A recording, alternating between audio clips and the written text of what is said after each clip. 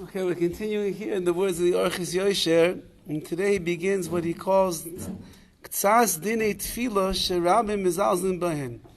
These, as we mentioned yesterday, that the only way that a person is going to succeed in improving themselves in the world of Tefillah, being better the way that he says, is that a person has to be a baki, they have to be somewhat of an expert in the laws of Tefillah itself. So here he writes, K'tzas Dinei TEFILLAH, here are some laws of Tefillah, of prayer, Sherabim Mizalzin Ba, that many people are not so particular about, either because they're simply not aware of what the halach is, which is understandable.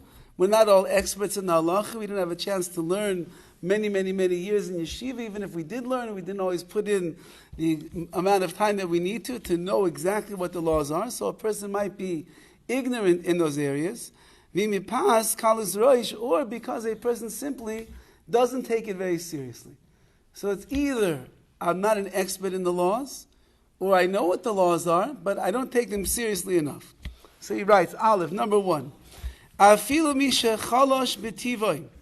even someone that has a very weak disposition, they're obligated to come to shul, from the beginning of davening, and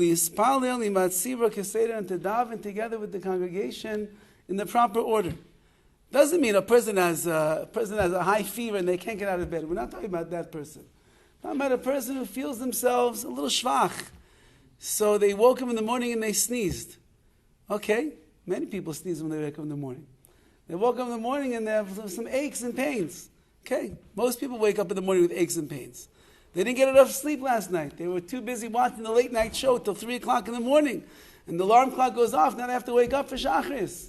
Okay, many people didn't get enough sleep last night. Says, and he's quoting the Mishnah over here, this is the Rav Chaim. The Rav Chaim writes, Misha Cholish B'tivai, someone that's shach, someone that is weak in their disposition, physically weak even, nevertheless they still have an obligation to come to shul mitchila from the very beginning and daven together with the tzibor, and to daven together with the congregation, kaseder, in the right way, in the order. Hamiz beis, hamiz acher lavai, someone who delays in coming to shul. Nikra peisheh va'atza, they are called a sinner. Va'atza, and lazy. A person decides to come late to shul, or that becomes their habit. Their habit is they're just a late comer. They're here, they always come, but they're just a late comer. So their name is Paisheya, someone that is negligent, Va'otzel, someone that is lazy. If a person is accustomed to doing this on a regular basis, they're constantly coming late, you can guarantee, right? He's quoting over here the Tanchuma. He's quoting a midrash that says that la'asi lava, in the future, when a person will go into the next world, that will be his name. That's what they'll call him. They'll see him coming into the pearly gates. They'll say, oh, here comes the negligent, lazy fellow. And that's because that's the way that we were down here in this world. Like it says, shala'asi lavai, yikru la'adam al shemaisav. In the future, a person will be called according to their deeds. Their deeds will define exactly who they are, and it will be the expression of their essence. The ein l'shayir goydel abusha bezeh, you cannot even begin to describe, says Rav Chaim Kanievsky, the tremendous embarrassment that a person is going to receive as a result of this. Like it says in the pasuk, the greatest schos that a person can have is they don't have shame and they don't get embarrassed in this world or the world to come. Certainly not in the world to come. But a person who ends up living a life where they are ragel b'kach, they're constantly coming, always running in late, always coming late, so that will be a busha, that will be a shame that will last forever and ever. Gimel. Now, a person that could come to davening on time. Is there really anyone that can't come to davening on time? Again, we're talking not extenuating circumstances. Everybody has days that there are extenuating circumstances. There's emergencies, there's difficulties, you're really sick, you're really not feeling well. Big Shaila, should you come to shul, not come to shul? There was an accident along the way and it was blocked traffic, you're walking down the street, you couldn't get in time. Okay, fine. There's extenuating circumstances. But mishiyachol lavoi l'tefillah, somebody that could come to davening on time, ubeshat nefesh ma'achar me'atfilah kedei shelo yitzarech lahamtin ezer regoyim, but he doesn't like to come early, because he comes early, he looks at the clock, it's 6:27, he sees not everybody's here already. He says, I'm going to have to wait till 6:30.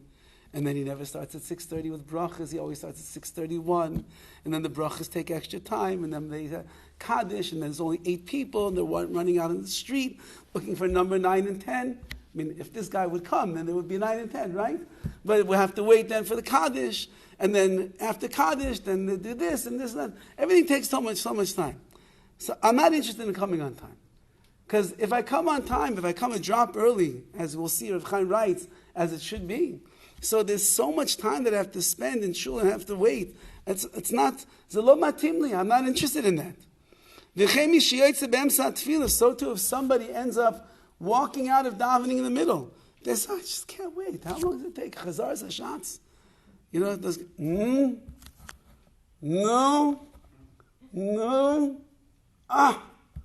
you know, noise is like, it's like a farm sometimes in the shul.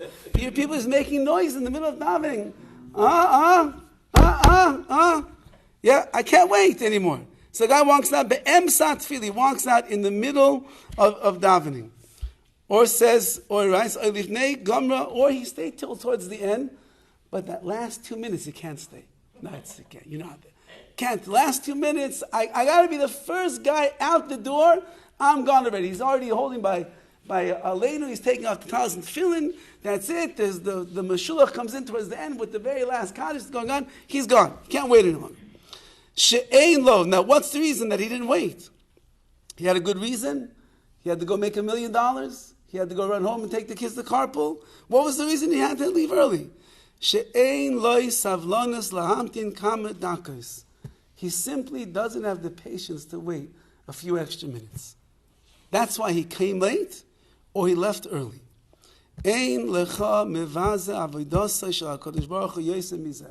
There's no greater disgrace in the service of Hashem than this.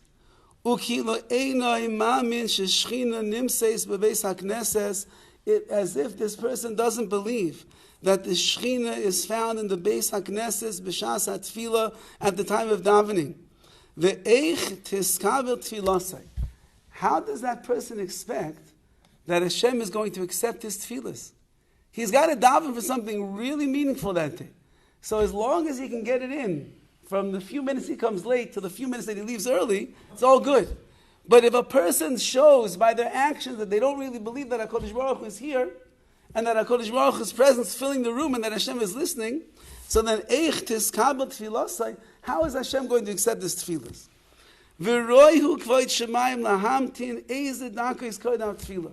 The proper respect to give to HaKadosh Baruch Hu is a person should wait, they should show up a few minutes early to davening. Uksiv lu hikshavta lemitzvaysai.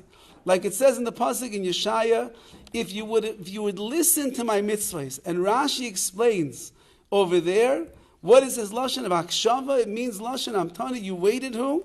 Shetamtin bishvil mitzvaysai asher tzivisi.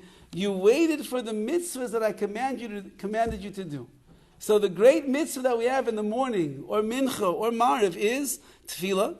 And if a person would really be waiting, if he would really be looking forward to those mitzvahs, like we always give the example, if you're going to the big movie, you don't show up late to the film. You don't show up late to the theater. You're going to, it's the final game of the final four. And your team is going for the pennant, whatever it is. You're not showing up late to that game. You're going to leave and you're rushing your family. Come on, get in the car. You have to get there. Come on, there's traffic, this. Waze, you're checking Waze every half an hour to see if you leave at this time. You want to make sure you're on time. Why? Because you honor the team. You honor the game. You honor the movie. You can't wait to be there. So when it comes to honoring HaKadosh Baruch Hu, says the Navi Yeshaya, the way that Rashi understands the pasuk is that Hamtani, a person shetamtim bishvil mitzvaysai asher tzivisi, a person has to wait for the mitzvahs that we were commanded in, because that shows a tremendous love and the tremendous dedication and the enthusiasm that we have towards the mitzvahs of Hashem. Okay, we have much more to learn in the dinim of tefillah, the laws of tefillah. We'll continue Be'ez Hashem tomorrow.